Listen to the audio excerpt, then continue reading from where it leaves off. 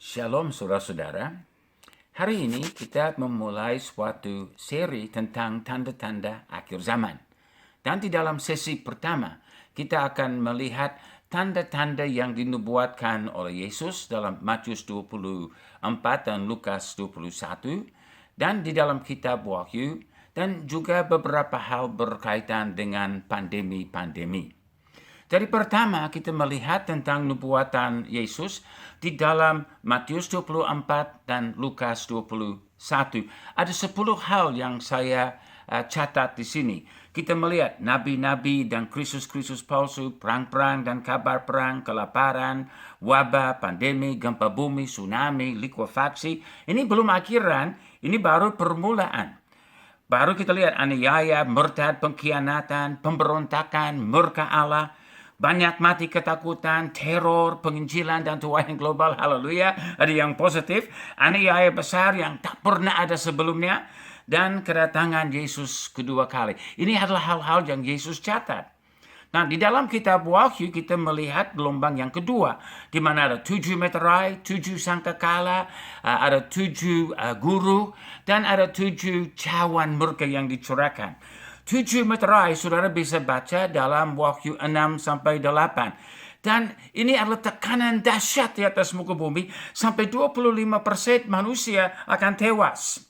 Di dalam 7 sangkakala dalam Wahyu 8-10, kita melihat sepertiga pohon dan semua rumput mati. Sepertiga kehidupan di laut sudah mati. Jadi kalau saudara suka seafood, makan sekarang ya. Sepertiga air akan jadi berbisa. Sepertiga terang akan hilang. 5 bulan siksa akan terjadi di atas muka bumi. Sepertiga manusia lagi yang akan tewas. Dalam 7 guru, dalam Wahyu 10, tidak dicatat persis apanya. Tapi ini adalah suara Allah seperti guru yang akan menggoncangkan.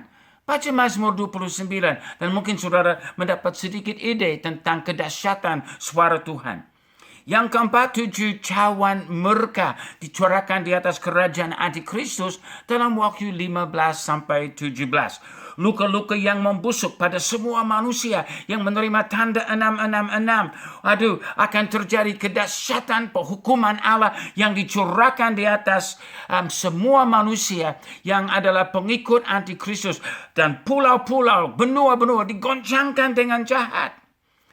Baru di dalam hal yang ketiga, pandemi-pandemi global. Seperti COVID-19 ini. Tapi dalam sejarah banyak sekali terjadi pandemi-pandemi. Di dalam daftar ini saudara bisa melihat bagaimana jutaan orang sudah mati di dalam pandemi-pandemi. Tetapi saudara, kalau sampai sekarang ini di dalam wabah COVID-19 ini, baru 235.000 orang yang tewas dalam 5 bulan.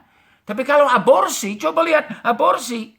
Di dalam 4 bulan pertama tahun ini, 14,3 juta orang. Ini anak-anak yang dibunuh. Luar biasa saudara-saudara. Kita hidup di dalam masa di mana hukuman Allah. Dan ini baru awal tanda-tanda. Karena kejahatan manusia. Kita sungguh harus bertobat. Saudara, ini lockdown yang masa kini. Ya, untuk dunia ini mempersiapkan mereka untuk membangun kerajaan antikristus. Untuk gereja, kesempatan untuk kita bersiap-siap untuk melaksanakan dan menggenapi rencana Allah pada akhir zaman. Dari dalam Yesaya 60 ayat 1-22, kita melihat janji Tuhan. Satu tuaian besar akan terjadi. Kemuliaan Allah akan nyata. Dan ini mungkin adalah tanda paling besar di akhir zaman. Gereja penuh kemuliaan Allah yang akan melaksanakan suatu tuaian yang sangat besar. Jangan takut saudara-saudara. Kita punya janji dalam Mazmur 91. Tuhan akan memelihara kita. Berjuang terus dan lihat Tuhan Yesus segera akan datang kembali.